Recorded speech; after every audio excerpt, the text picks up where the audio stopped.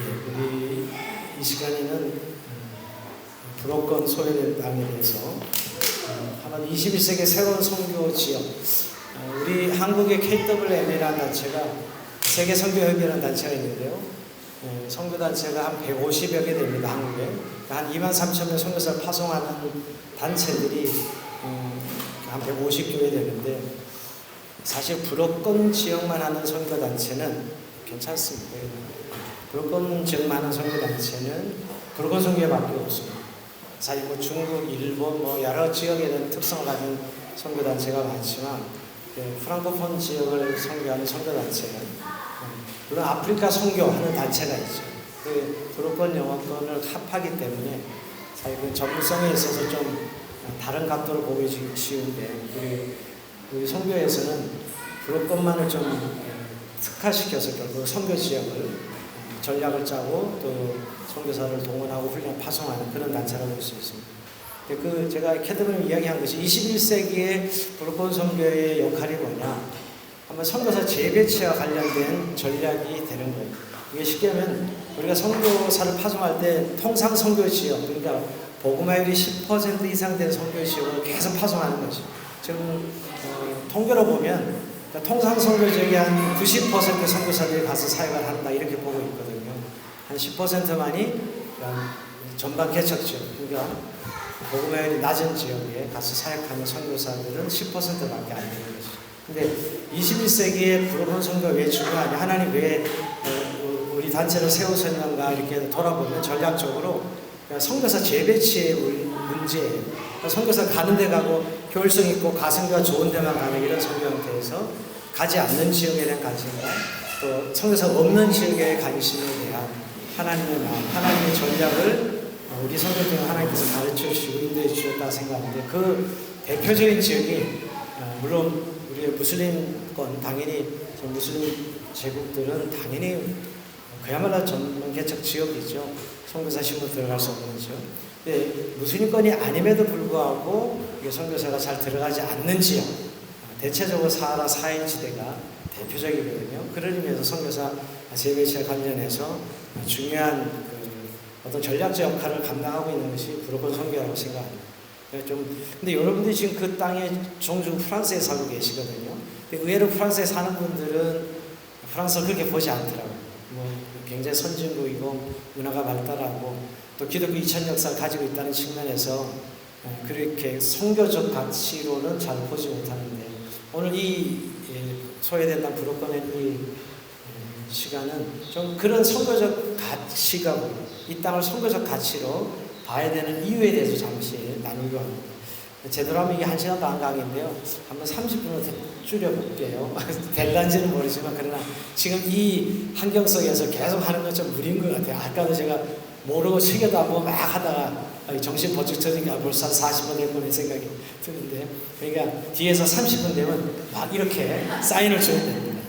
그러면 어쨌든 오늘 주제를 가지고 마치니까요. 아무리 좋은 것도 사실 이렇게 전달이 잘 돼야 되거든요.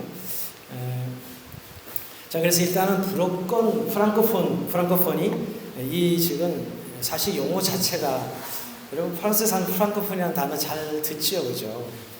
그 캐나다 깨백 뉴스 나올 때마다 한 번씩 들으실 거예요, 그죠? 그 깨백이 그렇게 독립을 하려고 애를 썼지만 이제 포기하고 있는 거 아시죠? 만약에 독립 안 하면 깡통차기 때문에 경제적으로 깨백이 독립을 못하고 엄두를 못 내고 있죠. 근데 매년마다 투표해가지고 독립하려고 애썼던 것이죠. 만약에 캐나다가 프랑스가 이겼더라면 캐나다 전체가 불을 썼을 텐데 지금 바람에 그렇게 됐습니다. 근데 어쨌든 그때 프랑코폰의 단어를 아마 많이 듣진 않으실 텐데, 프랑코폰 그러면 용어는 지리학 용어입니다. 이 오네시모라는 사람이 지리학 용어로 만든 용어입니다. 그런데 실제로 태생은 정치적 용어죠. 18세기, 19세기에 식민 지배를 삼은 지역이 결국은 프랑코폰이 됐으니까요. 그러니까 용어는 지리학 용어지만, 그래서 프랑코폰이 학도 있습니다. 특히 캐나다에서 깨백에서 이 프랑코폰이 학을 엄청나게 장려하고 있고요. 굉장히 연구하는 사람이 많습니다. 프랑스가 옛날의 영광을 되찾으려고 안간힘을 쓰는 그런 의미도 있고요. 프랑스 문화나 정치 연대 이런 것들을 통해서 어떤 그렇게 주도권을 잡고 싶어하는 그런 불어권 날도 있고요, 사실은. 불어권의 OEF라는 국제 불어권 기구의 사무총장도 있고 한국에도 자주 와서 프랑코폰에 대해서 이렇게 많이 소개하고 그런 일도 하기도 합니다. 자, 기본적으로인데 우리가 선교적으로는 불어를 공용어로 쓰는, 공식으로 쓰는 지역이 있죠. 이렇게 우리가 불어권, 프랑코폰 그러면. 근데 두 번째 정의는 프랑스 식민 지배를 사는 지역. 근데 왜 공용어로 쓰는 지역 이렇게 일정의를 내리고 그 다음에 왜 이 식민 지배 받은 지역이라 할까요? 식민 지배를 받았는데 불어를 안 쓰는 지역이 있기 때문이죠. 그게 베트남, 캄보디아, 라오스, 인도 차이나 반도가 프랑스 97년 지배를 받는, 그 100여 년 지배를 받았는데 불어를 공용어로 쓰지는 않습니다. 굉장히 독립적인 사람들이죠. 베트남 사람들이, 인도 차이나 반도 사람들이 엄청나게 독립적이에요. 사실 웬만했으면 불어를 쓸만 했는데 불어를 쓰지 않고 자기네 언어를 쓰죠, 여전히. 근데 그 베트남도 원래 한문을 자기 나라 말로 표기해서 우리가 이두 그 문자 썼듯이 한국도 우리 한글을 문자를 한문을 빌어 썼듯이 글도 그렇게 썼어요. 그러다가 사실 식민 지배를 받을 때 프랑스 신부가 그들의 글자를 만들어줍니다. 그러니까 베트남에 가서 보면 원래 한문을 썼었거든. 그들은 빌려 쓴 거죠, 글자를. 근데 지금은 알파벳으로 쓰는 나라가 베트남인데, 그러니까 불어는 쓰지 않는 대신에 사실은 그런 정도의 영향이 있습니다. 베트남의 모든 사실 건축 양식은 다 프랑스의 건축 양식인 것을 알 수 있고요. 제 친구 동기가 베트남 선교사였는데 예전에 논문을 쓰고 나서 저에게 그 논문을 불어로 요약해 달라고 저에게 의뢰를 하더라고요. 뭘로 베트남어로 쓰면 되지. 근데 자기네 상류층은 불어를 반드시 써야 된다는 거예요. 아직도 베트남이 상류층은 불어를 이렇게 쓴다는 사실을 알 수 있어요. 그래서 이 지역이 식민 지배를 받은 의미는 프랑코폰에 들어가지만 그러나 언어로 측면에서 들어가지 않는 거죠. 그러니까 불어를 어떻게 정의 내리에 따라 나라가 들어가기도 하고 빠지기도 하고 그런 의미입니다. 근데 지금은 OEF 기구에 들어간 나라를 다 불어권 이렇게 부르기도 합니다.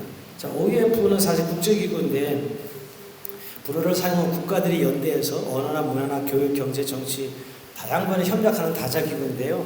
1970년은 니아마이에서 창립을 했고요. 본부는 프랑스 파리에 있죠. 무려 해외국에 88개 나라가 됩니다. 사무국 몬트리올에 있고요.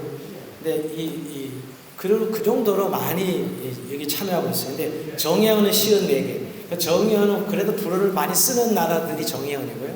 불어는 쓰지 않아. 근데 업적으로 참여하는 거죠. 준예언이 7개 나라, 업적어가 27개 나라입니다. 그러니까 불어로 공용어 쓰지 않지만은 프랑스는 아주 깊은 연대감을 가진 나라, 이런 나라들이 다 OEF에 속한 나라입니다. 국제기구에 속한 나라죠. 그러고 보면 여러분 프랑스라는 나라가 많이 영어가 세계 공용어가 되면서 많이 주도권을 잃었지만 여전히 불어가 그런 자리를 차지하고 지키고 있다라는 거 잘 압니다. 여러분 잘 아시는 대로 우리 반기문 사무총장이 유엔의 사무총장이 될 수 있었던 이유 딱 한 가지입니다. 불어를 사용할 줄 아는 사람이었기 때문에 사무총장이, 만약에 불어를 쓰지 못했더라면 그분은 사무총장이 될 수가 없죠. 그만큼 아직도 이 유엔 기구나 또 국제 문서나 조약할 때 가장 정확하게 기록할 수 있는 언어가 불어이기 때문에 프랑스어를 쓴다는 사실을 우리는 알게 됩니다. 그래서 이 불어권 국제기구 전체를 그냥 프랑코폰 이렇게 부르기도 한다는 거 제가 말씀을 드립니다. 예. 그리고 자, 불어권 좀 개략적으로 좀 보면 제 나라가 이 표기가 불어권 나라입니다. 저기 노란색으로 되어 있는 거 있죠? 그게 다 불어권 언어, 불어를 쓰는 나라들. 프랑스와 유럽, 아프리카, 북미, 카리브해, 남방. 저는 48개 나라와 지역이라고 표현한 것은 48개 나라 안에 그 프랑스 해영토가 무려 9개가 되기 때문이에요. 9개에서 12개를 보고 약간 뉘앙스 차이가 있는데요. 보통 우리는 9개라고 해요. 프랑스 해영토가. 독립을 적극 권장했지만 우리는 절대 독립하지 않겠다 하는 나라들이 9개 나라가 있죠. 자, 그래서 이 48개 나라와 지역이 이렇게 표현하고 있는데 인구는 한 7억에서 8억인데 이것도 추정치입니다. 제가 보기에는 10억 정도 되지 않을까? 불어를 사용하는 인구를 말하는 게 아닙니다. 프랑코폰 지역에 속한 인구수가 7억에서 한 10억 사이로 보통 추정하고 있고요. 불어를 그냥 사용 가능한 사람, 모국어처럼 사용 가능한 사람 3억 한 2천만 정도로 추정하고 있습니다. 이것은 여러 조사를 통해서 할 때마다 좀 통계치가 다르긴 한데요. 물론 국어가 아니죠. 사실 아프리카 사람들 국어는 종조국어 국어고요. 그 다음에 공용어를 배워서 생활은 다 공용어를 쓰는 사람들을 보게 되죠. 그래서 불어를 구사할 수 있는 생활에 불편 없이 구상할 수 있는 3억 2천만 정도. 그럼 불어가 많이 줄었죠, 그죠? 지금 뭐 영어가 전 세계 제일 많은, 그 다음에 중국어, 그 다음에 뭐 인도, 스페인어, 뭐 예를 들면 스페니시 이런 언어들이 사실 불어보다 훨씬 더 많은 사회 인구를 가지고 있다는 것을 우리가 알 수가 있습니다. 어쨌든 이렇게 전 세계 불어의 영향을 우리가 볼 수 있고요. 저는 한번 이 지도를 한번 그려봤어요. 유럽의 불어 사용자가 있는 나라, 프랑스와 모나코는 전체가 다 쓰는 나라들이고, 벨기에나 룩셈부르크, 스위스는 일부가 쓰죠. 벨기에도 한 20에서 30%, 룩셈부르크도 그렇고, 스위스도 한 20%, 30%. 오히려 스위스는 뭐 독일어가 더 많고, 영어를 더 많이 쓰는 나라가 돼요. 벨기에도 영어를 더 많이 쓰는 나라로 바뀌고 있는데요. 경제 상황에 따라 언어가 왔다 갔다 하더라고요. 어쨌든 불어 사용자들이 벨기에도 있고, 룩셈부르크, 스위스도 있습니다. 우리가 자이레 같은 나라는 프랑스 지배가 아닙니다. 엄밀히 말하면 자이레, 우리 옛날 지금은 콩고 민주공화국이죠. 콩고 민주공화국과 콩고를 구분하셔야 됩니다. 그죠? 왜 자이레를 나라 이름을 바꿔가지고 맨날 헷갈리게 했는지 모르겠어요. 옛날에는 콩고, 자이레 이래서 문제가 없었는데 지금 콩고 민주공화국이 가장 큰 나라가 자이레. 옛날에 그 나라가 사실 벨기에 지배를 받은, 불어를 쓰지만 벨기에가 불어를 쓰니까 벨기에 지배를 받은 나라죠. 자, 이렇게 유럽의 불어권이 이렇게 분포되어 있고요. 그 다음에 북아프리카. 북아프리카는 아프리카 대륙이지만 블랙이 아닙니다. 아랍 사람들이죠. 백인들이죠, 여러분, 북아프리카. 근데 원래 이들이 무슬림들이 일어나서 북아프리카를 점령하는 바람에 원래 북아프리카는 제일 먼저 복음화가 되었던 지역이에요. 교부 시대를 이어서 북아프리카 바로 원래 기독교 나라들이었죠. 우리가 어거스틴도 교부들도 다 저기 출신들인데, 그래서 지금도 뭐 티니지나 뭐 이런 데 가면 다 교부들 흔적들을 다 볼 수 있죠. 근데 원래 베르베르 종족이 그 자리 잡고 있던 지역인데 무슬림들이 점령해서 그냥 다 무슬림만 점령해서, 그래서 이들이 지금 북아프리카 7개 나라, 모리타니아, 알제리, 티니지, 모로코, 리비아, 이집트, 수단. 수단이 북수단, 남수단으로 지금 나눠져 있어요. 그죠? 8개 나라가 되죠, 결국은. 여기는 무슬림 공화국입니다. 그러니까 여기는 사실 블랙이 아니에요. 근데 사람을 헷갈리게 하는 나라가 지금 수단과 모리타니아가 블랙이 점점 많아지고 있어서, 그게 어떻게 북아프리카냐, 서부아프리카지, 이렇게 이야기하는 사람도 있어요. 그러니까 예를 들면 모리타니아 가보신 분들 보면 무어족이 종족인데 30% 무어족은 백인들이, 아랍 사람, 70% 무어족은 백인, 블랙, 아프리카 사람들. 똑같은 무어족인데 아랍 사람 무어족이 있고 아프리카 무어족이 있는 거죠. 그래서 모리타니아를 서부아프리카로 편지하는 사람들도 있어요. 우리가 마그렙 그럴 때는 알제리, 모로코, 티니지, 그 다음에 모리타니아, 이렇게 4개 나라를 마그렙이라 그러고 불어로 사용합니다. 한 예를 우리 티니지에 안드레 선교사님이 있으셨는데 지금 나오셨죠. 20년 사회 가셨는데 그분이 한국어과를 개설해서 티니지 대학에서 한국어를 전문적 하신 교수였어요. 근데 그분이 정 열심히 대리자와 아랍어를 배워서, 그리고 아랍어는 나라마다 다 다른 거 아시죠? 그게 대리자라고 그러는데, 그 가서 공부를 열심히 공부해서 가서 학교에 가서 이제 대학 교수하는데 완전히 왕따 당했다는 거예요. 교수들은 아무도 아랍어를 쓰지 않고 전부 불어를 쓰는 거죠. 그래서 자기는 완전 소외돼서 20년 내내 참 어려운 생활을 보냈다. 불어를 배웠어야 되는데 아랍어를 하고 들어가니까 교수들은 아랍어를 쓰는 사람이 없더라는 거예요. 전부 불어를 쓰는 거예요. 아랍어를 몰라서가 아니라 엘리트들은 다 아랍어를 불어를 쓰는 것이죠. 그런 의미에서 이 나라들이 불어를 사용 가능한, 물론 생활하려면 당연히 아랍어 해야 되죠. 아랍어 안 하고 어떻게 북아프리카 사회가 하겠습니까? 그런데 많은 아랍어의 단어가 어디서 오냐? 불어에서 차용해서 쓰고 있다는 걸 알아요. 그러니까 아랍어를 공부하면 나중에 가서 꼭 불어로 공부해야 되겠다는 생각이 드는 것이죠. 왜냐하면 불어 단어를 계속 차용해서 쓰고 있으니까. 그런 형국이 아랍어라고 보세요. 이게 북아프리카 4개, 여기 무슬림 공화국, 여기는 우리 원래 선교 지역이 아니었어요. 근데요, 어느 날 갑자기 가봉했던 선교사님이 모리타니아로 가면서 북아프리카 문을 하나님 활짝 열어주셔서, 사실 불어권에 제일 많이 가 있는 나라가 사실 지금은 북아프리카입니다. 선교사가 보안 때문에 밝힐 건 있지는 않지만 선교사가 엄청 많이 들어가 있어요. 그러니까 불어권에 어떻게 보면 제일 많이 들어가 있는 지역이 북아프리카입니다. 지금 하나님이 복음을 활짝 열어서 막 알제리, 모로코, 티니지 막 선교사들 들어가고 있어요. 한국 선교사도 보통 30명, 50명 사이 한 나라에 이 정도 들어가 있는 나라가 사실은 북아프리카입니다. 그러니까 하나님이 문을 열어주는 선교는 하나님이 일하심을 우리가 보는 거예요. 우리가 늘 전략은 그 지역에서 하나님이 어떻게 일하시는가, 우리 책상에서 전략을 짜는 게 아니에요. 물론 성경에는 텍스트에서 우리가 전략을 하나님의 말씀으로 전략을 짜지만 기본 이 시대 속에 하나님이 어떻게 일하고 어떻게 복음을 어떻게 하시고 어떻게 행하시는가는 지금도 하나님 일하시고 계시거든요. 그러니까 그런 부분을 볼 줄 모르면 맨날 책상에서 하는 일들을 우리가 전략을 짜고 한다고 생각하는데요. 어쨌든 북아프리카 문을 하나님이 활짝 열어주고 계시다는 걸 알 수 있어요. 그래서 사실은 선교사들이 직접 현지인들을 전도하고 목회를 할 수는 없지만 점조적식으로 현지 리더들과 연계해서 북아프리카에 복음을 열어주고 있습니다.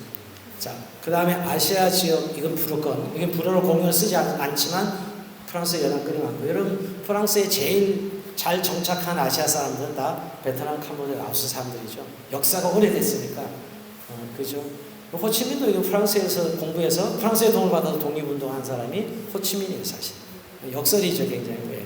그러면 이 아시아 불어권을 3개 나눠볼 수 있고요. 그 다음에 카브리아입니다. 우리가 IT를 제일 카브리아에 있는 불어권은 IT고요. 요즘 여전히 무정부 상태죠. IT가 참, 선교사님들 요새 못 입고 자꾸 나오고 계세요. 너무 무정부 상태로 지금 혼란스러운데, 도미니카 있고 도미니카 연방이 있는 거 아시죠? 여기서 불어권 도미니카는 저 큰 도미니카 옆에 있는 도미니카 공화국이 아니고 도미니카 연방이 불어권입니다. 그 다음에 세인트루시아, 카달로프, 마르티니크, 프랑스는 기아나. 우리가 그 프랑스는 기아나는 그 우리 영화에서 많이 보죠, 그죠? 영화에서. 예. 그래서 이 나라들이 프랑스 해영토기도 하고 카브리아가 불어권을 해줍니다. 그 다음에 우리가 북미가 있습니다. 캐나다, 깨백은 완전히 불어를 써야 돼요. 그러니까 캐나다는 이중 언어입니다. 영어 불어를 써야 되고 공무원은 다 영어 불어를 이중 언어 할 줄 알아야 되고 불어를 해야 어드밴티지를 엄청 줍니다. 그리고 캐나다는 굉장히 혜택을 많이 주고 있어요. 이번에 깨백주에 가서 살면 학비도 싸고요. 그 다음에 불어를 배우면 돈 주면서 불어 배우게 하는 코스도 있어요. 가끔 선교사들에게 캐나다 가서 불어를 배우면 어떠냐 이런 제시를 제가 많이 하는데, 근데 문제는 악센트 때문에 워낙 이 악상이 강해서 이걸 가지고 어떻게 할 수 있습니까 해서. 근데 선생님마다 좀 다르다 그래요. 프랑스에서 배운 선생님도 그렇지 않은데 그 캐나다 깨백에서 공부한 선생님도 너무 악상이 강해서 그런 어려움을 호소하긴 해도 어쨌든 어드밴티지를 많이 주고, 저희가 몬트리올에 있는 한인교회랑 늘 이렇게 협력하고 관계하는데 거기에 젊은이들은 학교에서 불어가 자기 모국어로 수업을 하니까 불어를 잘할 수밖에 없는데, 이상한 현상은 몬트리올에 사는 한인들은 다 영어가 더 편하다는 거예요. 그 희한한 현상이, 그러니까 다들 불어로 너무 잘하거든요. 불어로 공부 애들이 다 했으니까. 근데 말은 다 영어로 해요. 그런 현상도 참 특별한 점이죠. 근데 아프리카도 그런 나라가 있어요. 카메룬이 그렇습니다. 카메룬이 불어와 영어를 같이 쓰는 나라죠. 3분의 1은 영어, 3분의 2는 불어 쓰는 지역이 카메룬. 그러니까 캐나다, 이 나라, 이 아프리카 카메룬이 같은 그런 나라인 걸 알게 되고요. 그 다음에 세인피에르 리케롱이 이 외국에 있는 프랑스 지역이죠. 자, 아메리카 대륙에 2개 지역이고요. 태평양에 우리가 바누아투, 프렌치, 폴리네시아, 뉴칼레도니아, 왈리아스, 피투나 이런 지역들이 사실 불어인데 여기는 불어를 쓰는 인구가 많지는 않아요. 사실 종종은 쓰지 불어. 그러나 나라 행정체가 불어로 되어 있기 때문에 태평양 지역. 자, 그 다음에 사실 전략적으로 우리는 처음에 48개 불어권 지역에 처음 선교사를 파송하려고 처음에 그렇게 하나님 앞에 손을 들고 기도했는데, 이 지역을 정탐하면서 이게 하나님의 뜻은 아니구나, 이건 우리 책상에서 나온 것이고 결국 불어권 지역이 다 아프리카에 몰려있는 거예요. 23개 나라가 불어권이고요, 무려. 그러니까 서부, 중부 아프리카는 다 불어를 쓰는, 공유를 쓰는 나라. 몇 개나 아십니까? 이게 아마 제가 불어권 아프리카의 이름을 대보세요 그러면 2개, 3개 이상을 이야기하는 걸 별로 못 봤어요, 저는 사실은요. 다 영어권을 알고 계시죠. 근데 사실 영어권 나라를 빼면 다 불어권 나라. 그러니까 우리가 가나, 나이지리아, 라이베리아, 감비아, 또 어디가 있죠? 갑자기 생각이 안 나요. 영어를 쓰는 나라. 그죠? 요 나라를 빼놓고, 나이지리아, 요 나라를 빼놓고 다 불어라고, 불어권에 생각하시면 돼요. 서부 아프리카는. 그러니까 이게 사하라 사막 지역이죠. 약간 초지에는 사헬지대 이렇게 표현. 사하라 사헬지대라는데 요 지역이 가장 전략적으로 가장 몰려 있고 가장 무슬림화가 이루어졌고요. 그러니까 전략적. 그래서 우리 성교는 일찍이 1998년도부터 사하라 프로젝트를 해서 남하는 이 무슬림을 막자 하는 프로젝트. 그래서 우리가 제일 많은 선교사가 차드에 가 있습니다. 7가지 차대에 지금 팀사를 하고 있어요. 그러니까 요 띠를 만들어서 남한을 막지 않은 그런 전략을 피고 있다. 그러니까 요 지역이 지금 제일 선교사들이 많이 필요한 지역이에요. 그러니까 세네갈이 하나의 베이스 캠프를 만들면 내륙으로 이렇게 들어가는 그런 전략을 하는 거예요. 그러니까 세네갈, 니제르, 말리, 차드 이런 식으로 되죠. 그다음 그 밑에 나라 토고, 베네, 부르키나파소, 그다음에 카메룬, 중앙아프리카 공화국, 좀 이따 내려오면 가봉, 그다음에 이 콩고 민주공화국 이런 나라들이 다 불었거든요. 어마어마합니다. 사실은 그래서 불어가 하나 사용할 줄 구사하면 이 모든 나라에 가서 모든 일들을 감당할 수 있어요. 자, 그러면서 프랑스가 대단한 선교적 일을 할 수 있도록 만들어 놓은 나라예요. 여러분, 우리가 1세기 예수의 글쎄 복음이 로마의 길을 따라 전 세계를 뻗어나갔죠. 근데 불어라는 공효가 있기 때문에 전 세계로 이 불어를 쓰는 모든 나라에 복음을 전합니다. 선교사들은 불어 하나만 제대로 구사하면 어느 정도 어느 지역 가서 다 사역이 가능한 거예요. 어떻게 프랑스가 어마어마한 일을 해놨다 저는 생각해요. 근데 문제는 프랑스가는 영적으로 전혀 그런 역할을 할 수 없는 거예요. 프랑스 교회에서 진짜 선교사를 파송하거나 선교의 영향을 가지고 하는 교회들은 아주 미미하죠. 오히려 지금 한국 교회가 일을 감당하고 있는 거예요. 자, 그리고 또 하나 마다가스카르가 가장 유럽 사람들 휴양지이기도 한데 여기는 아프리카 대륙에서 떨어진 것이 아니고요. 저 아시아에서 떨어진 섬이에요. 마다가스카르. 그래서 가보면 피부가 흑인이긴 흑인이지만 하얀 흑인들이 많고 아시아 종족을 많이 닮아 있습니다. 그러니까 아시아 사람과 아프리카 사람 혼혈족이 마다가스카르라고 생각하시면 돼요. 근데 프랑스 사람들 저기 휴양지로 바캉스 많이 가는 나라이기도 하죠. 날씨도 아주 좋고요. 휴양지죠. 맨날 선교사님들 저기서 한번 우리 리트릿 합시다. 맨날 그렇게 이야기하는데 날씨가 좋다고 휴양지라고. 그리고 아프리카에서 어디 할 수 있어요. 서부 아프리카에 있는 분들은 하도 아프리카 날씨에 힘들어하기 때문에 아프리카에서 꿈도 꾸지 말고 아프리카 절대 못한다. 이렇게 이야기하는데 사실은 마다가스카르는 좋습니다. 날씨. 그러니까 전 사실은 이 중부 아프리카 밑으로 내려가면 날씨 좋죠. 케냐나 우간다, 탄자니아 날씨 좋습니다. 선교사 힘들지. 남아공이야 휴양지지, 휴양지 사실은. 그러니까 선교사가 많이 들어가 있다 그런 것은 어떤 의미일까요? 환경이 좋다는 의미예요. 그 이상 그 이하도 저는 안 그래요. 애들 교육하기 쉽고 또 그 날씨가 좀 환경이 좋죠. 선교사 없다. 다른 이유 없습니다. 이게 전략적 이런 게 아니라 힘들고 날씨가 힘들고 돈이 많이 들고 접근이 어렵고 정보가 없고 이런 이유. 그러니까 불어권에 선교사가 안 가는 이유도 다 그런 이유 때문이지. 말은 전략이 똑똑하지만 결국 생활하기가 힘들고. 차도에 있는 선교사님들은 살아 생존하는데 한 50%를 써야 돼. 선교하는데 많이 쓸 수가 없어요. 생존이 힘드니까. 생존 자체가 힘드니까. 그런 지역들이라고 생각합니다. 근데 여기가 결국은 다 몰려있고 무슬림화가 이루어지고 그 다음에 정치, 종교 체제들이 다 사실 비슷비슷해요.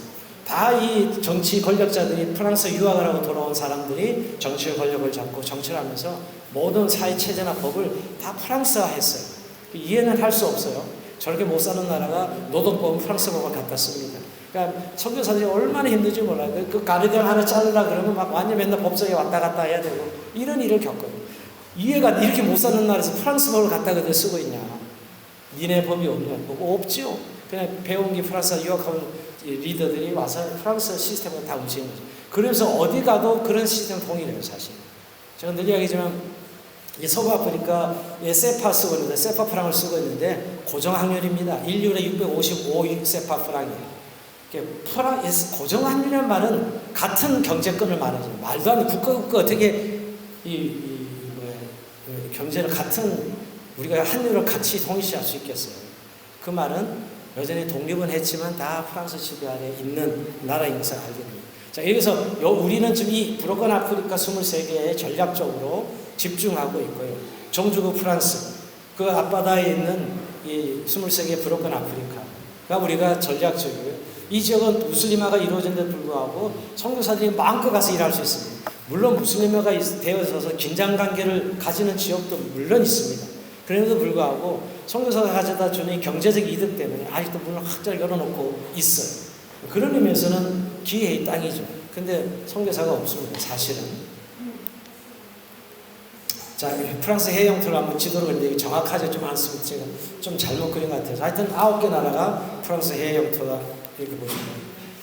자, 이제 그 정도 다 됐고, 불어권 지역은 원래 프랑스가 제국주의에 처음부터 또 뛰어들지는 않아서 오히려 포르투갈, 스페인, 영국이 뛰어들고 프랑스 나중에 좀 뛰어들었고 원래 이 이주 어떻게 이주했냐 프랑스 사람들이 주로 이군어들 중심으로 저기 북미로 그러니까 지금 캐나다 지역이죠. 그쪽 지역으로 사실은 먼저 들어갔어요.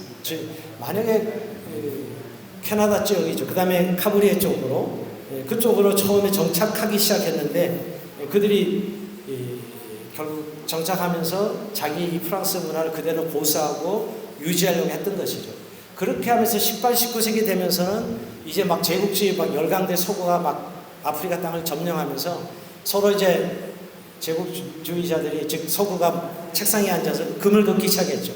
여러분 국경이 이렇게 쫙 직선으로 돼 있는다는 거 말도 안 되잖아요. 그죠? 원래 이게 국경이 싸우면서 들어갔다 나갔다 이게 국경인데 이게 자로 쭉 재가지고 이게 다 서구 사람들이 만들어놓은 국경이죠. 그러니까 이 국경을 지들이 입맛대로 잘라놨기 때문에 늘 이렇게 종족 분쟁이 있는 거예요. 풀라니 종족이 세네갈에 있고 또 니제리아도 있고 같은 나라가 아니에요. 종족은 같은 종족인데 언어도 같이 쓰는 나라는 이쪽은 니제르고 이쪽은 세네갈이고 그러니까 종족 분쟁이 계속 일어나고 결국 이 아프리카의 대통령은 종족의 대표예요. 나라의 대표가 아니에요. 이런 이유 때문에 계속 분쟁이 일어나고 있는 거예요. 그러니까 아프리카는 사실 종족에서 나라로 가는 그 중간 과정을 없애버린 거예요. 서구가. 만약 서구에서 그저 자연스럽게 만약에 나라로 가는 과정을 좀 내버려뒀다면 이렇게 아프리카 못 살지 않죠. 진짜 아프리카는 이해가 안 돼요. 가서 못 살 이유가 없거든요. 근데 왜 이렇게 못 살까? 이 정치 문제지. 그러니까 이 종족으로 이루어진 그들이 아직도 종족 개념의 단위로 인식하고 있는 것이죠. 그래서 늘 차례갈 때마다 자기 나라 대통령을 하지 않습니다. 그 종족의 무드머리라고 이야기하지. 자, 그런 걸 보면서. 근데 그 종족이 대통령을 잡으면 다 쿠데타로 잡잖아, 아직도. 잡으면 보통 20년, 30년, 60년도 독립해가지고 그들은 다 누리고 있어요. 절대 안 놓습니다. 죽을 때까지. 쿠데타가 일어날 때까지. 세네갈이 유일하게 평화적 정권교체를 이루어서 세네갈이 왜 이렇게 발전했느냐. 한번 평화적 정권교체 하는 거 보고 그냥 세계 각국에서 전부 투자한 거예요. 그래서 세네갈이 이렇게 발전합니다. 진짜 세네갈은 잘 삽니다, 지금. 그런 이유가 한 번도 얘네들은 정권교체가 투표로 이루어지는 게 아니라 다 쿠데타로 이루어집니다. 그러니까 아직도 그 구조에서 헤어나지 못하고 아프리카 너무 안타까워요. 근데 그 원죄는 서구 사람들이에요. 서구 사람들이 아프리카를 그렇게 만듭니다. 오직 경제적 착취만을 목적으로 우리는 일본 식민 지배를 받았지만 신우주까지 철도도 놓고 항구도 군사항도 잘 만들고 다 인프라 구축하면서 이 식민 지배를 했다고 해요. 근데 프랑스는 제가 늘 아프리카 다니지만 그런 인프라가 하나도 없습니다. 그거나 기차 하나 없어요. 항구 하나 제대로 만들어놓지 않고 착취하고 오히려 근데 그 이유가 있었다면 아프리카에서 제일 큰 상품 뭐였죠? 노예들이 있어요. 노예들. 그 당시 18세 2천만의 노예들을 인구의 한 20, 30%를 노예들을 끌어다가 팔았던 거죠. 노예는 인간이 아니어서 서구 사람들이 보기에는 노예들은 사람이 아니고 기계, 노동력을 제공하는 기계로 도구로 생각했던 것이죠. 아프리카 가면 백인들에 대한 분노가 있고 그런 게 다 있습니다. 오히려 한국 선교사들 그 중간을 잘 이제 사실은 차지하고 있는 것이 한국 선교사들. 자, 그렇게 보면 이 브로큰 지역 형성이 사실은 얼마나 이 프랑스가 오직 경제적 착취를 위해서 식민 지배를 삼았고 말은 여기 여러 가지 정책도 바꾸고 여러 가지 이야기를 하지만 결국 언어를 왜 통일시키는 식민 지배를 공고하게 해서 언어 무조건 불어를 쓰게 하고 불어로 다 통일하게 합니다. 근데 큰 기여도 했어요. 아프리카는 전부 종족어를 썼는데 공용어를 쓰면서 서로 소통해야 하는 그런 의미가 있었. 이건 굉장히 아프리카를 좀 어떻게 보면 종족을 희석시키는 그런 워낙 종족 단위로 이 몽달레티가 워낙 강하기 때문에 그래서 지금 도시에 가서 선교를 하면 불어를 하면 종족 개념 없이 다 모일 수 있지만 사실 종족어를 쓰면 훨씬 더 진솔한 어떤 복음이 전해지고 진솔한 복음의 역사가 있지만 또 종족으로 쫙 갈라집니다. 그러니까 선교는 그러니까 이 나라 민족을 나누게 하는 이런 또 요소가 이 종족을 쓰는 거예요. 그러니까 고민을 늘 하죠. 종족을 써야 되냐, 불어를 써야 되냐 이런 의미들이 아프리카에 늘 공존합니다. 그런 의미들이 근데 여전히 1960년대 전부 다 독립시켰지만 여전히 식민 지배는 바뀌지 않고 있습니다. 근데 요즘 한 10여 년 요 사이로 프랑스가 정말 이제 힘을 이빨 빠진 호랑이 형태를 띠고 있어요. 여러분 니젤에서 프랑스 철수하는 거 보셨어요? 네. 옛날부터 있을 수 없는 일이죠.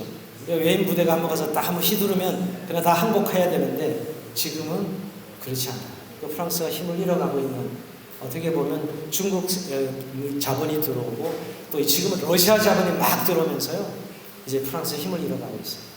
그래서 아예 프랑스가 지배하는 나라, 프랑스 아무 도움도 안 돼, 우리 불어 쓰지 않겠어 하고 영어로 바꾼 나라가 있죠. 불어권에서. 어느 나라죠?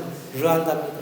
르완다가 몇 년 전에 공용어를 불에서 영어로 바꿨는데 지식층들이 극렬하게 반대했어요.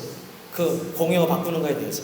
근데 프랑스어를 써봤자 도움이 하나도 안 되고 영어를 써 우리나라가 살 수 있다. 어떻게 보면 르완다의 그 지도자 이름은 기억 안 나는데, 그 우리나라 옛날에 한국의 박정희죠. 완전히 지금 르완다를 근대화를 만들어서 프랑스 지도자들이 와서 구경하고 가는 나라 르완다가 됐어요. 후투족 200만이 죽은 나라가 이 르완다거든요. 그런데도 불구하고 그런 역사들이 지금 아프리카에 일어나고 있는 것은 이제 프랑스가 점점 약화되고 있다. 그런데도 여전히 정기, 수도 이런 국가 기관을 프랑스 법인이나 프랑스인들이 운영하고 있습니다. 여전히 그런 부분에 있어서는 프랑스 영향력이 여전히 경제적으로 있다는 걸 보게 됩니다. 자, 그 정도로 보시고요. 선교적 가치는 아까 제가 좀 예배 시간에 말씀드려서 미전도 존재에 많기 때문에, 지금은 옛날에는 지리적 선교의 그 개념이 강했거든요. 처음에 우리가 해안선 선교 시대, 그다음에 내지 선교 시대 하면서 선교의 형태가 점점 전락했는데 지금은 종족 선교 시대로 바뀌었죠. 근데 이렇게 우리가 인공위성이 띄어지고 모든 전 세계 종족들을 다 사진을 찍어내고 다 이제 정보를 읽을 수 있는 시대가 되었어요. 더 이상 뭐 아마존의 뭐 그런 위기한 밀림의 종족들을 지금 다 찍어내는 시대에 삽니다. 더 이상 이제 미전도 종족 개념이 그렇게 중요하지 않아요. 이제 그래서 총체로 선교 시대로 가는 거예요, 지금. 이제는 그렇게 옛날 시대의 개념이 그렇게 중요하지 않은 거예요. 그러나 여전히 자립하여서 복음을 전할 수 있는 정도가 미전도 종족을 벗어나는 거예요. 퍼센트를 복음한 2% 정도까지. 그런 의미에서 아직도 우리가 한 17,000 종족인데 한자에 따라서는 한 7,000여 개가 미전도 종족이다. 근데 긍정적인 사람 지금 한 5,000여 개, 3,000여 개까지 이야기하고요. 그러니까 미대상 종족, 인게이지드 피플 그룹이 있는데 아예 복음이 한 번도 안 전이치죠. 1,000개도 안 된다고 이야기하고 있습니다. 근데 보통 그 한 종족의 숫자가 5,000명, 10,000명인 종족이 수두룩해요. 그러게 보면, 그러니까 우리가 미전도 종족 할 때 아직도 그렇게 많이 남았어요? 아니요. 사실 많이 남지 않았습니다. 이제는 저는 주님이 오실 수 있는 필요 충분 조건이 저는 다 갖춰진 시대에 우리가 살아가고 있다. 물론 자립으로 전도할 수 있고 잘 자립하는 교회를 못 만들어서 미전도 종족이지, 복음을 한 번도 못 들은 이런 종족이 이제 거의 없어져 가고 있다. 그리고 지금 이주민 시대입니다. 그죠? 이 아프리카 이 젊은이들이 전부 북아프리카로 올라오고 있는 거 아시죠? 제가 어제 티니지 선교사님, 어제 우리 최성근 선교사님 예를 들었지만 100만이 지금 올라와 있다는 게 티니지.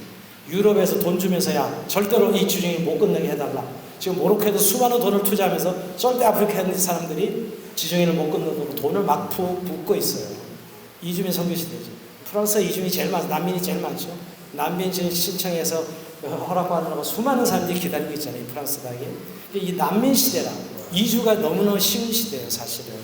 그러니까 옛날 개념의 선교의 개념이 다 사실 무너지고 있어요. 그러니까 오히려 선교단체가 제일 늦은 느낌이 들어요. 왜냐면 옛날 선교 방법을 그렇게 애쓰게 우리가 전략을 만들었는데 시대가 바뀌면서 이게 이렇게 할 이유가 없는 거죠. 우리가 그런 시대에 지금 살아가고 있어요.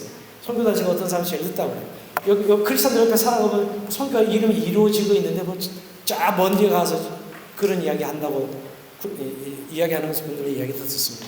어쨌든 이 선교적 가치, 미전도 종족이 가장 많은 지역이라면 사하라 사헬 지대, 특별히 사하라 사헬 지대, 무슬림화가 심각하게 아주 속전속결을 이루는 지역, 그렇죠? 무슬림화 심각하게 어디죠? 그게 프랑스고 프랑스 무지막지하게 늘어나고 있는 것이죠. 프랑스 파리의 생드니 그 북쪽 지역은 완전히 무슬림 나라가 됐더라고요. 거기는 아예 한국 사람들 가지 않습니다. 그러니까 여기 뭐 우리가 막세가 전부 다 이제 아랍 사람들, 백인은 아예 없는 지역 도시가 돼버렸더라고요. 여기도 그렇죠, 그죠? 저는 여기 오늘 엑스도 가봤고 막세도 가보고 다 갔는데 아르도 가다 여기만 안 오고 있죠. 제가 왜 그랬는지 모르겠어요. 이때를 이해하면 여기 늘 이렇게 사모했는데 여기 오게 됐습니다. 어쨌든 이쪽 지역이 저는 남쪽 항구 도시들이 아랍 사람들이 가장 많이 거주하는 지역이 되고 있다는 측면에서 무슬림화가 심각해서 진행된 지역이에요. 근데 무슬림도 지금 엄청난 걱정하고 있는 거 아시죠?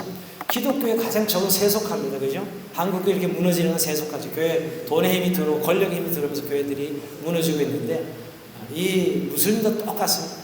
경제의 맛을 보고 세속화되면 세속화가 무슬림을 무너뜨리고 있어요. 더 이상 그들은 제가 북아프리카, 서부아프리카 비교하면요, 서부아프리카 훨씬 더 무슬림적이에요. 이런 표현을 쓰면 이상한. 뭐 다섯 번 기도하는거나 금요일날 장사 철시하고 막 그냥 모스크에 다 엎드리고 모여있는 이런 현상은 북아프리카에서는 별로 그런 현상들을 제가 여러 번 방문했지만 잘 못 보는데 아프리카는 그렇게 이미 무슬림화된 거예요. 그리고 시장에 가면 전부 이만 복장하고 장사하는 분들이 다 상권을 지고 있어요. 그만큼 무슬림화가 심각하게 빠르게 진행되고 있다는 거예요. 그러니까 무슬림을 절대 무시하면 안 됩니다. 우리는 무슬림 교리도 없고 별로 아는 것도 없고 딱 두 가지 신앙 고백만 하면 무슬림이 되는데 무슨 믿음이 있냐, 신앙이 있느냐. 여러분 이 라마단 한다고 금식 기도하고 그들이 하루에 5번 기도하고 이런 행위들이 굉장히 율법적이지만 무슬림의 영성은 뼛속 깊이 있는 거예요. 그게 쉽게 우리 이해할 수 있는 부분은 아니죠. 금방 복음 전했다고 금방 그들이 돌이키고 이럴 수 없어요. 그래서 사실 요새는 이 무슬림들을 어떻게 복음화하느냐 문제에 너무 선교학자들이 힘들어하면서 지금은 내부자 운동을 무슬림 선교로 대체하는 분들이 내부자 운동이 뭐냐면 무슬림의 그 종교는 그대로 놔두고 교리를 복음을 심어서 그들이 교회는 무슬림 모스크인데 내용은 예수님과 구원받는 교리로 전하는 거죠. 근데 지금 말레이시아나 인도네시아에서는 이루어지고 있어요. 그러니까 스스로 이맘들이 기독교 신학을 배워서 예수가 그들은 하나의 선지자로 믿잖아요. 근데 예수가 마지막 선지자고 가장 우리의 구주가 된다는 사실을 교리를 가르쳐서 형태는 무슬림인데 내용은 기독교. 이게 내부라는 거예요. 선교학자들은 그건 개종이 아니다. 그건 해심한 게 아니다. 싸우고 있는데 이제 열심히. 그러나 원래 몇백 년 이렇게 무슬림을 지배하던 이 사람들이 여러분 어떻게 개종한다면 그 음마 공통을 떠나야 되는 거예요. 분리돼야 되는 거죠. 무슬림 선교 가장 어려운 거죠. 가면 그들이 회심한다면 그 나라에서 결국 떨어져 나와야 되는 거잖아요. 그들의 삶의 공동체가 없어지는 것인데 그런 부분에 있어서 또 우리 지금 이 내부자 운동의 하나 대안으로 선교를 하고 있다는 걸 말씀드리죠. 선교사 재배치 전반 개척적이라는 거. 여러분 지금 아시아의 지역은 우리 한국 선교사들이 이렇게 표현하면 때로 들어가 있는 나라들이 굉장히 많습니다. 캄보디아 한 2,000명, 3,000명, 필리핀 한 2,000명, 그죠? 일본도 1,500명. 우리가 이런 가서 한국인 만나면 이렇게 눈치만 선교사들이 있어요. 다 선교사들. 그렇게. 근데 한국에서 한 5시간 거리 오갈 수 있고 무슨 일 있으면 다 한국에서 처리할 수 있고 선교적으로 너무너무 최적화가 되는 지역들이에요. 사실은.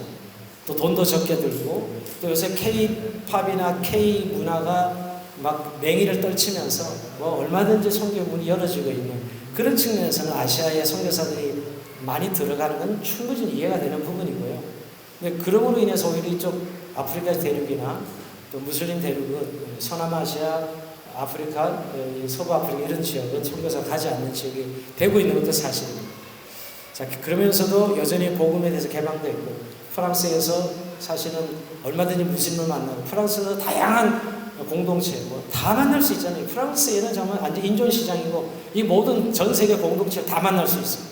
그리고 우리 파리도 중국 공동체가 얼마나 아름답게 교회가 이루어지고 이러잖아요. 이제 그러면 선교적 가치로 봐서는 우리가 애써 찾아가기 그렇게 어려운데 이쪽에서 만나서 복음화가 이루어지고 그들 다시 자기 나라 재파송하는 이런 선교 전략이야말로 사실 너무너무 효과적인 선교 전략들이죠. 그런 의미에서 우리가 브로큰의 선교의 가치를 보게 됩니다. 자, 소외된 언니는 아까 말씀드린 넘어갑니다. 다 프랑스가 가지고 있는 그런 영향들. 또 서구 선교사들은 불어를 못했기 때문에 불어권 안 갔어요. 영어하는 선교사들 다 영어권만 갔던 것이죠. 그래서 의외로 불어권에 가면 정보가 하나도 없어요. 이게 참 저는 처음에는 안 믿었거든요.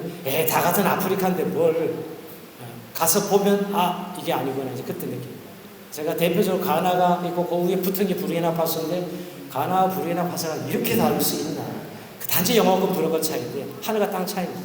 나라 경제도 그렇고 가나에는 맥도날드가 있고 부르키나파소는 맥도날드가 없습니다. 단적인 예죠. 단적인 예죠. 그렇게 볼 수가 있습니다. 자, 언어에 대해 그 다음에 이제 대충 이제 마무리를 하려고 합니다. 이렇게 브로큰 지역에 한국 교회는 왜 그런 브로큰 지역이 너무 멀어요. 옛날에 제가 3일 걸려서 대부분 브로큰 아프리카로 갔었어요. 여기 하룻밤 자고 또 거기 어떤 중간에 거쳐서 들어가고 이렇게 접근이 어려우니까. 그리고 비행기 값이 그때 가격은 300만 원 됐어요. 지금 가격은 지금은 엄청 떨어진 거예요. 지금 한 300만 원 되거든요. 한국에서만 아프리카 하려면. 근데 동부 아프리카, 영어권 아프리카는 150만 원대만 갈 수 있는데 이 서중부 아프리카는 300만 원대 이렇게 하지만 안 들어갈 비행기 편이 없으니까 사실은 그렇게 어려웠던 지역인데 이제 막 열어지고 있어서 이것도 하나님의 은혜라고 생각합니다. 자, 그 다음에 볼까요? 종교연합은 아까도 말씀드린 프랑스 유럽 브로커는 전부 카톨릭 국가지만 세속과 무슬림화가 급속하게 이루어지고 있다. 자, 그래서 유럽이 무슬림화가 될 것이다. 이게 시간 문제다. 이렇게 이야기하는 분들도 있는데 봐야죠. 사실은 이 무슬림들은 기본이 4명 자녀들 가장 적게 놓는 사람들이 4명, 5, 6명 이렇게 놓죠. 자, 그런 관점에서 유럽 사람들이 무슬림을 받아들이는 것은 아니고 아랍 사람들의 인구가 늘어나는 것이죠. 자, 그 다음에 북아프리카는 완전히 99% 무슬림 국가들인데 하나님이 이 나라의 복음의 문을 열고 있다라는 거. 많은 선생님들이 들어가서 비즈니스 방법으로 정말 선교를 열심히 잘하고 계십니다. 그런 면에서 제일 어려운 나라가 알제리, 모리타니아가 제일 강성해요. 가장 민주화되고 개방된 나라는 티니지고요. 북아프리카 4개 나라고. 그 다음에 모로코죠. 모로코는 외국인 자본으로 전부 사업할 수 있도록 다 오픈했어요. 근데 티니지는 아직도 49대 50일 지분을 고수하고 있더라고요. 근데 굉장히 개방되어 있고 민주화가 이루어진 나라가 되어 있고요. 정말 티니지에는 보니까 정치 지도자 대통령은 라마단 기간에 금식 안 해도 된다 이런 분위기. 말도 안 되는 분위기. 여러분 무슬림 나라가 정치 종교가 일원화되어 있는 나라가 무슬림 나라잖아요. 근데 그걸 약간 분리하고자 하는 이런 운동도 무슬림 나라에서 일어나고 있는 걸 알게 됩니다.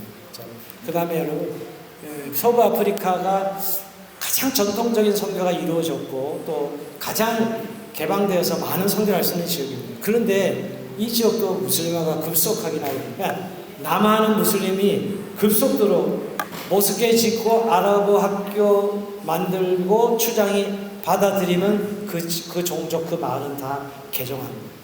무슬림이 개종은 너무 쉬워요. 신앙 고백도요. 알라는 유일한 하나님이다. 모하메드는 선지자다. 이렇게 고백하면 개종이 되는 거죠. 한 전족이 그냥 다 돌아오는 거예요. 근데 그 부분을 깨지 못합니다. 우리 기독교가 들어가서 그걸 깨지 못하고 있는 거죠. 제가 차대에 김영서 선교사님이 계신데 그분이 과금이요 종족을 정말 그 3, 40년 선교사 그 AIM 선교회가 그런데 한 명이 개종자가 없어요.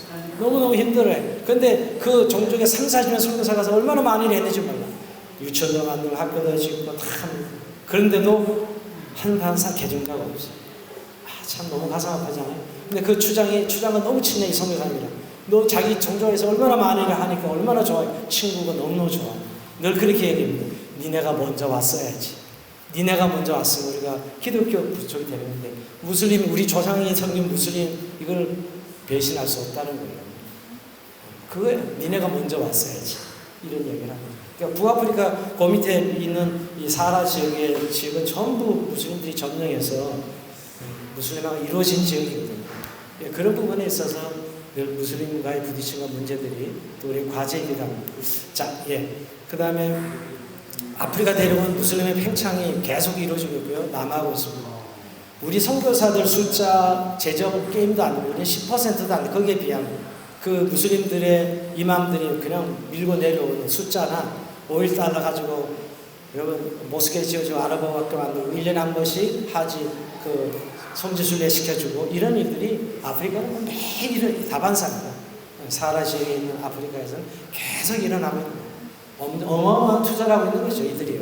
자, 그런 부분에 있어서 우리가 막아야 된다는 늘 그런 긴장감이 있는데 선교사가 적다 보니까 그 선교 이루어지는 기독교 지역에 일만 해도 선교사들이 커버가 안 돼요. 그러니 무슬림 지역은 신경 쓸 수가 없어요. 숫자적으로 보면. 왜? 이 기독교 지역도 커버가 안 되는 거예요. 계속 여전히 브로큰 아프리카 기독교 리더들은 우리를 도와달라고 계속 그러거든요, 여러분. 그러니까 선교사들 그 일만 도와줘도 일할 게 많은데 무슨 볼 수가 없죠. 가서 일할 수가 없죠. 그래서 전략적으로는 이제 무조건 무슬림 지역으로 들어가야 된다라고 이야기합니다. 왜냐하면 아무리 기독교가 많이 늘어나도 전략적으로 선교는 아직도 법을 듣지 못한 것으로의 방향으로 가야 되거든요. 그렇게 본다면 우리가 전략을 바꿔야 되는 이런 이야기를 많이 합니다. 자, 아프리카는 근데 한 가지 여러분, 아프리카 사람들은 정령 숭배자들이라는 걸 꼭 아셔야 됩니다. 우리나라 사람들 피는 어떤 피가 흐르죠? 미신의 샤머니즘의 피가 흐르고 있지. 모든 종교가 흘러가도 다 샤머니즘화 된다는 거. 이 사람은 정령 숭배자들이거든. 다 그 모든 물건과 모든 게 정령이 있다고 믿는 것이에요. 그래서 다 혼합주의예요. 혼합주의. 그래서 사실 기독교 지나면 다 기독교가 되고, 무슬림이 지나면 다 무슬림, 아마 불교 지나면 다 불교가 다 될 거예요. 근데 그들의 골수 뼛속 깊이 정령 숭배자들이에요. 안 바뀌어요. 그러니까 정말 제자가 이루어지지 않고, 우리나라는 여러분 선교사들 와서 복음 전할 때 제사 없애버리고 담배 못 피게 하고 완전 복음화가 이루어지잖아요. 조상신을 끊어버리고. 그래서 정말 건강한 제자로 이렇게 복음화가 이루어졌지만, 아프리카는 사실 기독교 선교사 엄청 오래됐잖아요. 그래도 불구하고 그런 제자 만들어지지 않는 그런 어려움. 제가 한번 신학교 대학 총장 집에 갔는데 여전히 주술할 때 쓰는 그 도구가 걸려 있어요. 신학교 대학 총장인데도 불구하고. 근데 자기 문화와 그 전통이라는 거예요. 제가 보기엔 귀신 불러들인 기분인데 지금도 주술을 걸 수 있고 그래요. 그러니까 그게 혼합주의죠. 그러니까 정말 제대로 된 복음화가 이루어지지 않고 있어요.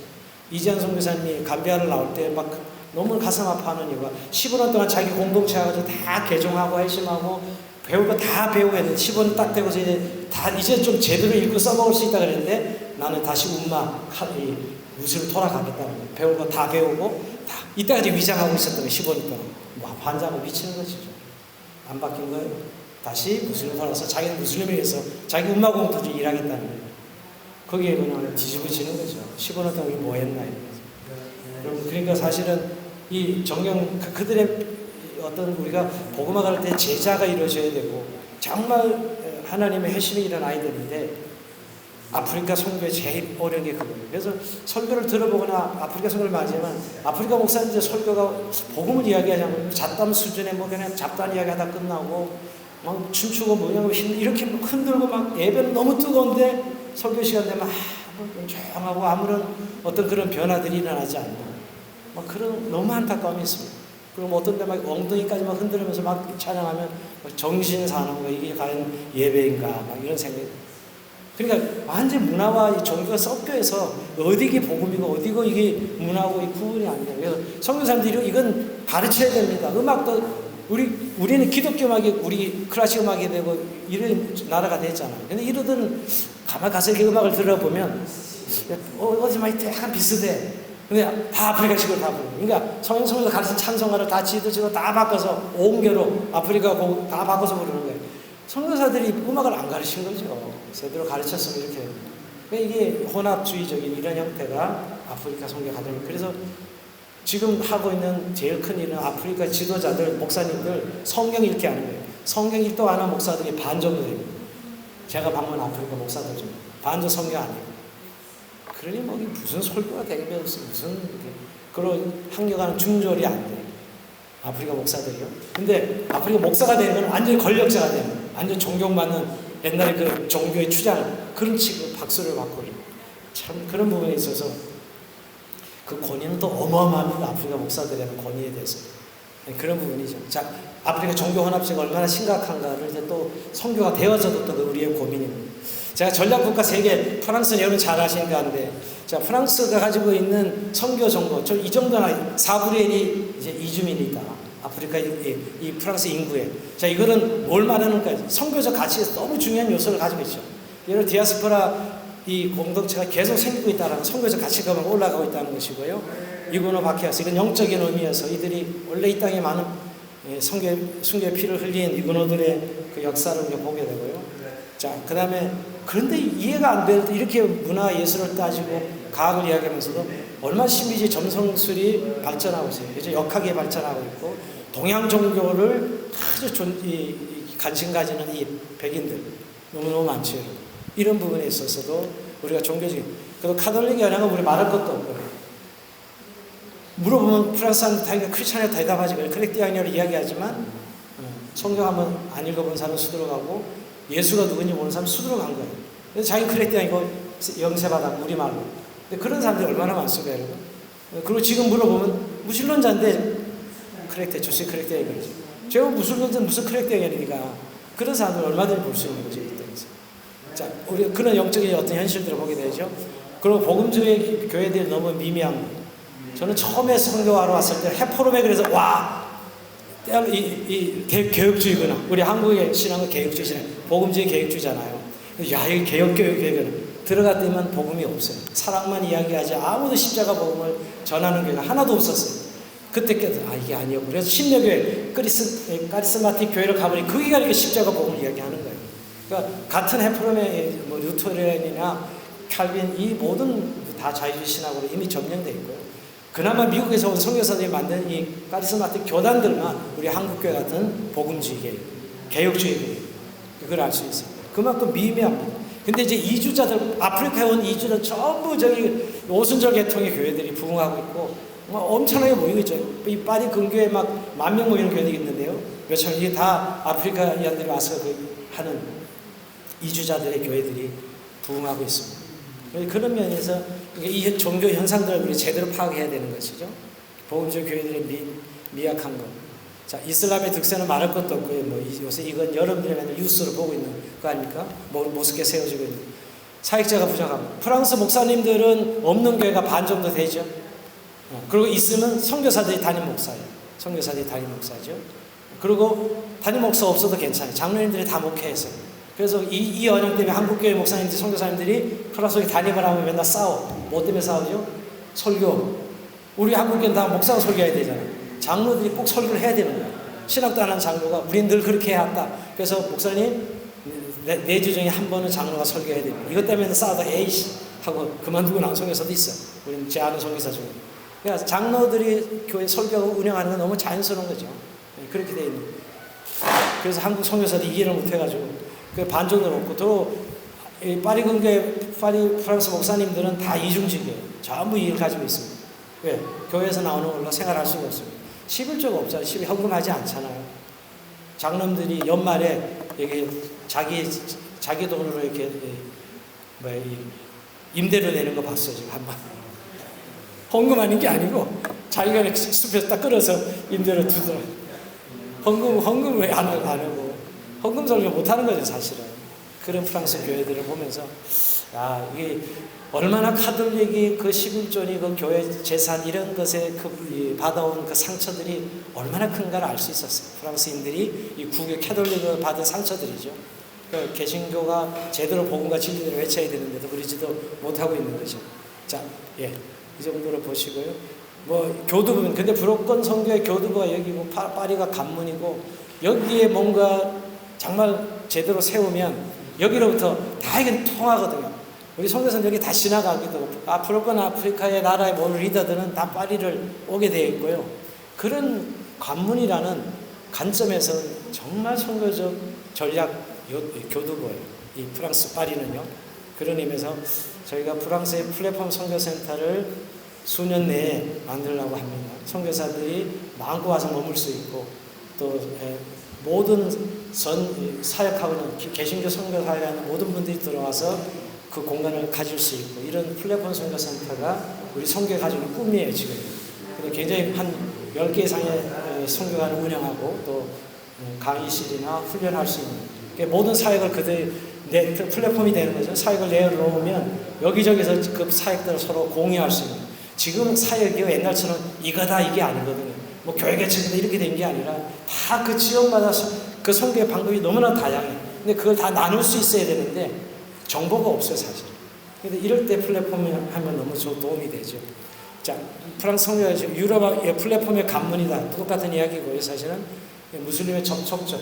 북아프리카에서 올라온 선교사 있습니다. 그러면 여기 막세에 가면 최덕신 선교사님 바울 선교회 소속인데 그분은 알제리 땅에 올라오셔서 여기서 알제리는 마음 놓고 선교하고 계시죠. 성경책도 나눠주고. 알제리가 얼마나 폐쇄적이고 그냥 선교사 딱 지켜보다가 약간만 선을 넘으면 추방. 알제리는 완전 폐쇄입니다. 제가 알제리를 못 들어간 거 있죠. 알제리는 초청장이 있어야 돼요. 관광하려고 그래요. 그러니까 관광 오지 말라는 거죠. 그러니까 관광하고 싶어도 거기서 누가 초청장을 써줘야만 들어갈 수 있는 이런. 근데 선교사님이 써달라고 제가 했는데 선교사 그때 약간 비어 있어가지고 그만큼 폐쇄적이에요. 그러니까 알제리가 진짜, 여러분 아프리카 나중에 제일 넓은 나라가 알제리예요, 자이레요, 콩고 민주공화국이요? 어느 나라가 더 넓을까요? 퀴즈. 지도 보면은 여러분 콩고 자이레가 훨씬 넓은 것 같지 않아요? 여러분 딱 아프리카 지도를 보면 아프리카 대륙 제일 넓은 국가가 어느 나라인지 퀴즈를 제가 내거든요. 한번 맞춰보실래요? 아프리카 제일 넓은 땅을 가진 나라.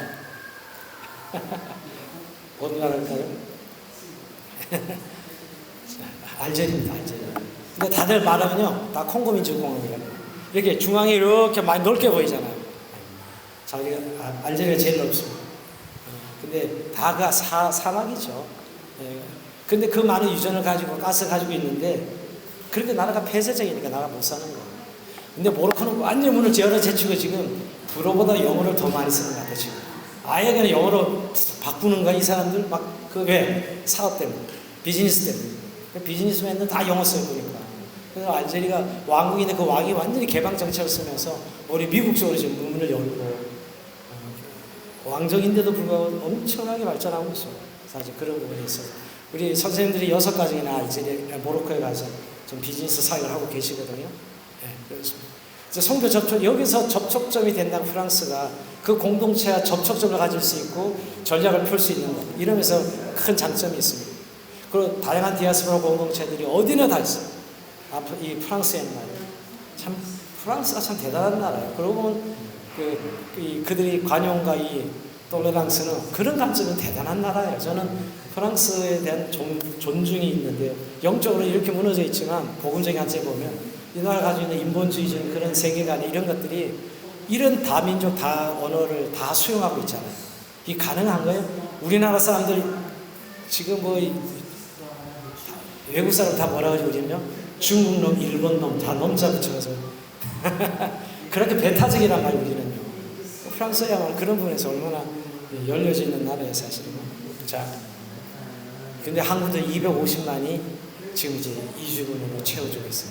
좀 있으면 곧 우리나라도 이제 바뀝니다. 곧. 그래서 그 갈등이 이제 여기저기서 이제 일어나기 시작할 거예요. 자, 브로건 아프리카 23개 나라에 대해서는 이슬람화가 이루어지고 빈곤의 악순환.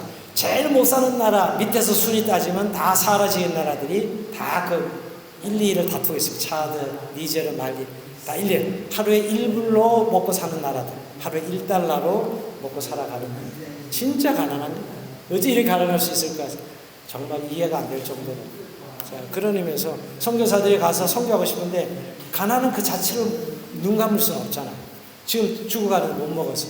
그러니까 그 사역하다 보면 또 복음 전하는 사역을 못하고 그런 어려움을 많이 호소합니다, 사실. 자, 종교원합주의, 예, 높은 문명률. 또 하나는 지금 이 반군들이 특히 IS나 이런 알카에다 조직들이 마구 들어가고 있습니다, 지금. 그래서 무정부 지역이 많습니다. 부르키나파소 북쪽 지역 다 무정부 지역이에요. 부르키나파소 다녀오셨다면서요? 그 수도 보보나 저기 어디죠? 수도 거기밖에는 못 들어가. 위에는 아예 꿈도 못 꾸죠. 아예 정부 힘이 미치지도 못합니다. 그런 지역들이 너무 많죠. 그래서 여전히 반군 활동들이 있는 나라입니다.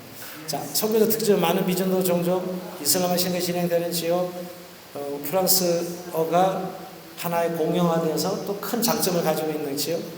그러니까 우리 아이들이 불어를 하나 쓴다는 거, 이쪽 지역에 가서 지역 개발도 할 수 있고 정말 다양한 일을 가졌습니다.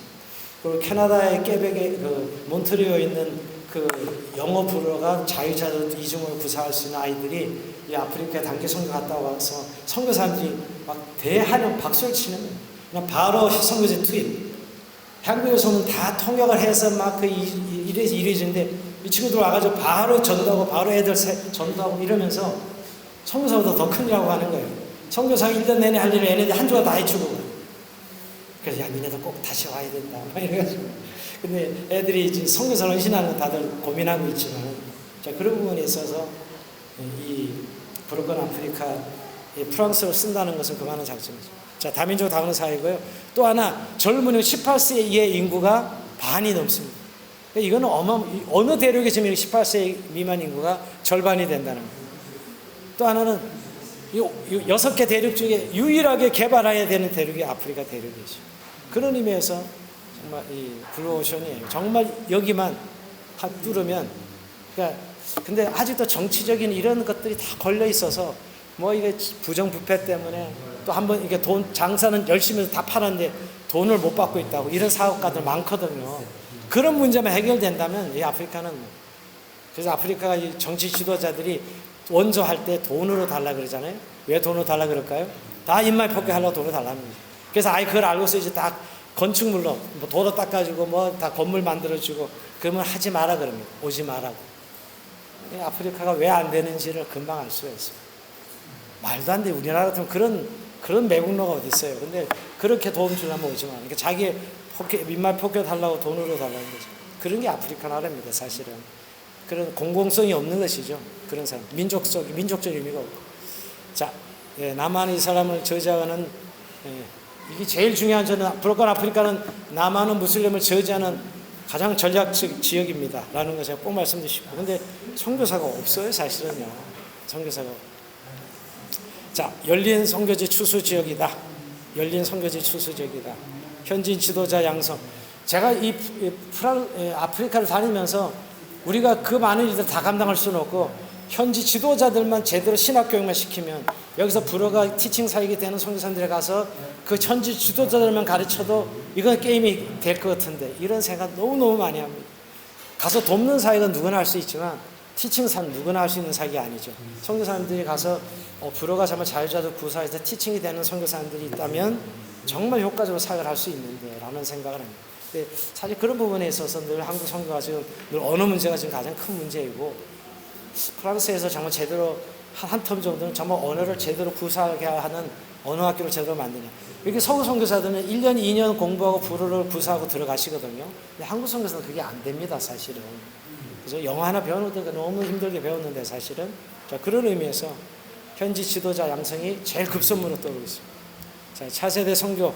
자, 이제 앞으로 기독교 지도자들이 아프리카 사람들이 이제 등장할 겁니다. 남반부, 이따 이제 북반구가 선교를 지도했고, 북반구 지도자들이 다 지도자였어요. 이제 남쪽 기독교 인구가 늘어날 것이고, 남반부 지도자들이 이제 일어나기 시작할 거예요. 이게 선교의 대세가 바뀌고 있는 것이죠. 자, 북아프리카 그냥 넘어가겠습니다. 북아프리카는 사실 지금 모슬림 선교인데, 어쨌든, 지금 북아프리카 제일 우리 선교사님들이 하고 있는 선교의 전략은 뱀입니다. 비즈니스 에즈 미션이죠. 옛날 비즈니스 4 미션이었어요. 비즈니스 돈 벌어서 선교하자. 지금은 그런 개념의 비즈니스 하지 않고요. 에즈 미션은 선교가 하나님 나라 관점, 킹덤 개념으로 선교를 해서 그 사업장의 선한 영향력으로 사업장의 선한 영향력과 복음을 삶으로 드러내는 선교사들의 삶을 통해서 접촉점을 만들고 또 현지인들이 많이 채용되어서 그들이 복음을 듣게 되는 계기를 만드는 그런 선교 방법. 그러니까 4 미션이 아니고 에즈 미션으로 바뀌고 있는. 근데 많은 선생님들이 지금 저렇게 전환하고 있고 제가 지난 한 주간 하고 온 이유가 전 세계에 있는 NKPK들 선교사님들 매년마다 한 주간 20여 명씩 이번 22명 모셔다가 한 주간 합숙하면서 완전 비즈니스 에즈 미션으로 무장시킵니다. 그러니까 다 4 미션 개념을 가지고 있거든요. 에즈 미션으로. 그래서 뭐 마케팅부터 시작해가지고 경영, 재무, 마케팅, 뭐 브랜딩 다 공부시켜가지고 파송하는 그런 역할들을 하고 있습니다. 이번에도 큰 열매가 있을 줄 믿고요. 자, 그런 부분에서 북아프리카 사역은 뱀과 뗄 수 없는 그런 부분. 그리고 또 하나 저는 문서 미디어입니다. 이게 지금도 이게 이쪽 남쪽에서 방송국을 통해서 북아프리카에 계속 쏘되고 있거든요. 그 많은 무슬림들 보고 있어요, 사실. 노출되어 있고요. 그것도 엄청난 선교를 저는 감당하고 있답니다. 사람이 가서 할 수 없어도 좀 좋은 컨텐츠만 있으면 얼마든지 사역할 수 있는 것이죠. 그렇죠? 자, 이제 결론인데요. 30분 한다 그래놓고 오늘 동안 또 시간을 누가 이렇게 안 하셔서 여러분들 안 해주세요. 제가 이제 결론을 브로큰 선교는 하나님의 마음을 가진 선교다. 제가 이렇게 표현하는 이유는 제가 아까도 말씀드렸지만 우리가 구약의 하나님의 공의는 약자를 향한 마음이에요. 고아, 가부와 객들을 향한 하나님의 마음이죠. 그들을 구워주는 하나님을 구워주는 것이고요. 공평 다 똑같이 나누는 게 공의가 아니에요. 그러니까 사실은 그 브로큰 지역은 정말 이런 이유로 저런 이유로 어쨌든 선교사가 가지 못한 환경과 조건들입니다. 근데 하나님은 과연 어디에 마음이 있을까? 모든 민족의 복음이 증거돼야 되는데 우리는 가성비, 효율성, 한계가 여건을 따져서 자꾸 이렇게 갔는 데 가고 또 전해진 데 또 전하고 이런 일들을 할 수밖에 없지만 하나님은 복음이 안 들어간 지역으로. 그렇죠. 옛날에 우리 처가 때도 자녀가 9명이에요. 근데 우리 9명 중 한 분이 약간 장애가 있어요. 근데 우리 장모님은 늘 그 한 명 장애를 입은 한 명을 향한 마음이 늘 마음이 애틋해. 그 아들 생각하면 눈물을 흘리시고. 그게 부모의 마음인데 저는 그걸 보면서 그 우리 하나님의 마음. 하나님이 그런 마음을 가요. 그게 하나님의 공의와 사랑이라는 것이. 그러니까 복음을 못 듣는, 그러니까 이게 이 삶의 항로도 이렇게 어려운데 복음마저 소외되고 있는. 전 세계 20%가 80% 자원을 쓰고 있고 유수가 되고 있는 나라는 한 20% 나라고 다른 나라 유수 되지도 않죠. 그죠? 근데 그런 나라가 다 부럽고 나라들은 아무런 이게 드러나지 않는 지역인데 아니 못 사는 것도 억울한데 복음까지 듣지 못하는 조건과 환경 그렇다면 하나님은 그 마음을 흘러가게 하고 있을 것이다. 그러니까 하나님 마음을 가진 사람들이 하는 선교가 부록건 선교다. 하나님의 애틋한 마음, 약자를 향한 하나님의 마음.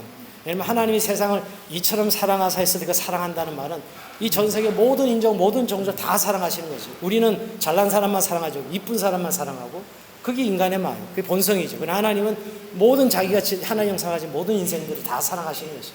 근데 여러분 우리가 종족과 인종을 나누고 그것이 얼마나 하나님의 마음을 아프게 하는지 아셔야 돼요. 그래서 사실 옆에 살고 있는 그 누구죠?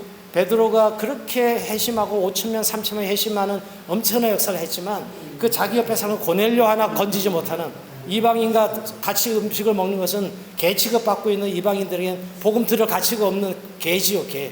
그러니까 자기 앞에는 고넬료 보지 못하고 있잖아요. 하나님이 베드로 해심시키는데 더 고생합니다. 위에서 보자기로 족 갈라진 거 보여주면서 먹어라. 이걸 어떻게 먹어요, 내가? 여러분, 고넬료는 간단했어요. 야, 고넬료는 베드로 찾아가봐. 한마디 아멘하고 찾아가지만 이 베드로는 그러지 않죠. 내가 어떻게 이거 속한 것을 이거 먹을 수 있습니까? 3번이나 내려오니까 야, 하나님이 먹으라는 소리. 그때야 순종하고 고넬료를 맞이하지요. 이게 선교적 해심이라는 거예요. 선교적 해심은 여러분 한 사람을 하나님 형상하신 한 인생을 어떻게 보느냐에 따라 선교의 눈이 열어지기도 하고 닫혀지기도 하는 거예요. 우리 인간은 좋아하는 사람, 이쁜 사람, 많이 가진 사람, 능력 있는 사람을 보죠. 그래서 선교는 체리티가 아니고 디그니티. 하나님 형상의 존엄성을 알고 그를 형제와 이웃으로 대하는 것이 선교. 그러니까 우리와 함께 사는 사람들이 정말 선교 대상인데도 불구하고 우린 그 선교의 눈이 안 열어져서 제가 늘 하는 게 저 땅끝에 가서 목숨까지 버리면서 우리 주변에 있는 고넬료를 보지 못한다면 하나님은 누구를 향해 있을까 하는 마음이 바로 부르건 선교가 그런 선교 지역이라는 것이에요.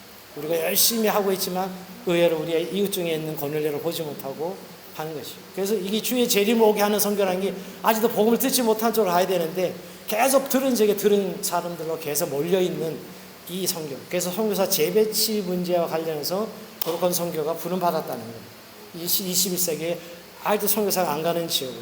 그래서 저는 절대 선교사를 뼈를 묻지 마시고 하나님이 흘러가는 대로 흘러가십시오. 하나님의 선교가 필요한 대로 흐르는 대로 흘러가시기 바랍니다. 어디에 내 집을 짓고 센터를 만들고 거기서 아주 그냥 천만세 누리지 마시고 언제든지 우리 복음이 필요한 대로 흘러갈 수 있는 것이 오늘 우리가 마지막 시대 선교 시대입니다.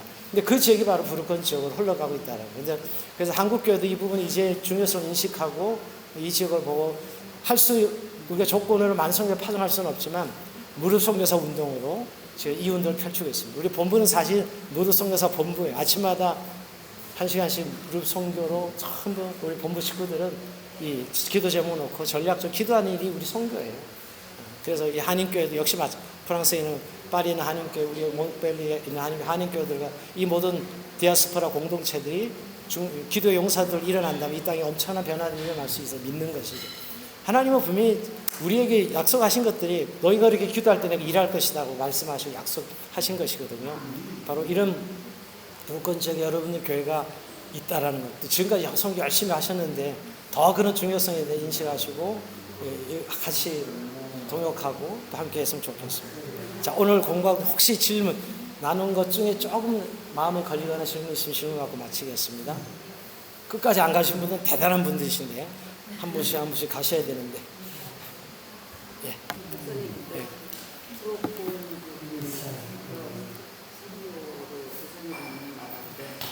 사실 저희나라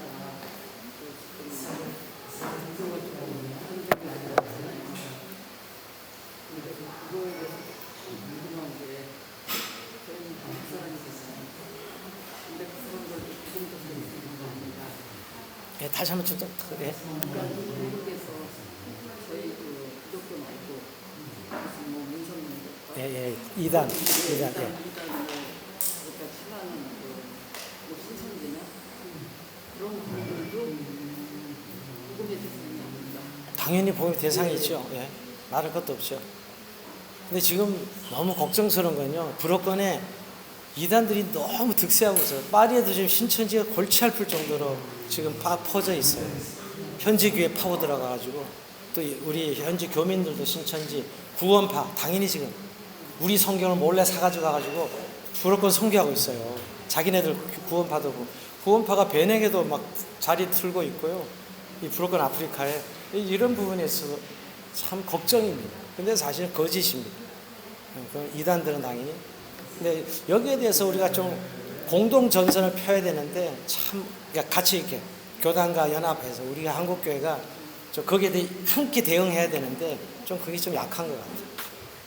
당연히 선교 대상이죠.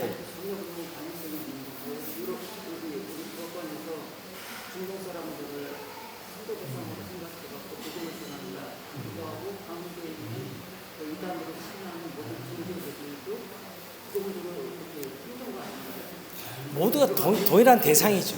그러니까 우리가 종교의 개념이 아니라 복음은 우리가 종교가 아니잖아요. 우리가 생명이고 구원이잖아요. 그런 의미에서 모든 종교가 다 대상이고 그러니까 종교의 벽을 쌓을 필요 하나도 없어요. 사실 무슨 전 내부자 운동하는 거 보고 지금으로서는 이 선교 대안으로 그렇게 복음을 전해줄 수 있다면 전해야죠 당연히. 근데 뭐 그게 어떻게 뭐 복음이 전하는 거냐 해서 못하게 하는 분도 있고 뭐 지금도 많이 싸우고 있는데 그런 문제가 사실은 종교를 종교부터 전쟁으로 보는 물론 영적으로는 영적 대결을 펼치고 있지만 사실은 사람과 사람 다 하나님 형상을 입은 하나님의 사람들이죠. 우리도 복음을 깨닫지 못했으면 똑같은 사람들 아니었어요? 그런 의미에서는 다 대상이라고 저는 생각합니다. 근데 선교사님이 10년 계시면서 한 명도 전도 못 하셨다고 아까 말씀하셨죠? 예, 무슬림 중에 그런 선교사들 많습니다. 저희가 지금 800수명이 있는데 너무 답답한 일이잖아요. 그렇죠. 어떻게 그거 이제 늘 하나님께 묻는 우리의 선교 단체들이 하나님 왜 이 무슬림 한 명도 회심을 못 시키고 있는데 이 일을 계속 해야 됩니까? 저기 가면 막 거둘 수 있는 데가 있는데 그럼 거둘 수 있는 데밖에 선교 안 하겠죠. 여기는 해야 돼요. 그러니까 예루살렘과 온 유대아 사마리아 땅끝이 동시다발이지 예루살렘 다 한 다음에 유대 다 한 다음에 사마리아 다 땅끝이 아니고 동시다발이죠. 월드 크리스천 제가 월드 처치 말하는 이유가 어떤 거죠. 그게 하나님 방법이라고 믿습니다. 예, 감사합니다. 예, 예.